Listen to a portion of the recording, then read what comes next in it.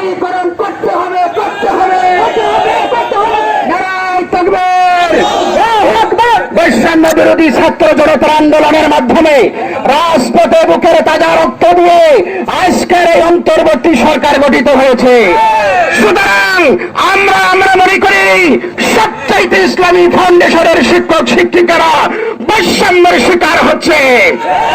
ইতিপূর্বে দেখেছে প্রকল্প শেষ হয়ে গেলে 5 মাস পর্যন্ত প্রকল্প পাস হতে সময় লাগে, তারপরেও শিক্ষক শিক্ষিকাদের 5 মাস 6 মাসের বকেয়া বেতন পরিশোধ করে।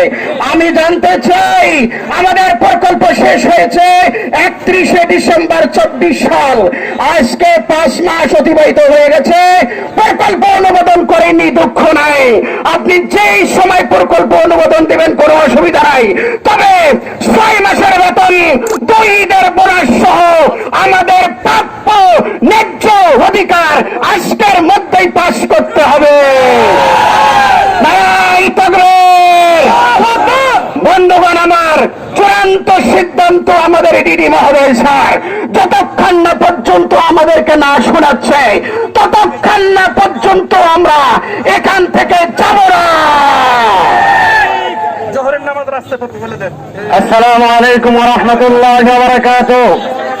নারায়ে তাকবীর, নারায়ে তাকবীর, আল্লাহু আকবার, নারায়ে তাকবীর, আল্লাহু আকবার। সম্মানিত ইমাম সাহেব, মসজিদের ইমাম সাহেবগণ, আমরা যে দাবি নিয়ে রাস্তায় এসেছি, কিন্তু আমাদের মধ্যে দেখা যাচ্ছে যে আমরা এদিক সেদিক ছড়িয়ে ছিটিয়ে থাকার কারণে যে আমাদের যে জমায়েত, এই জমায়েতের মধ্যে বিশৃঙ্খলা সৃষ্টি হওয়ার একটা আশঙ্কা আছে।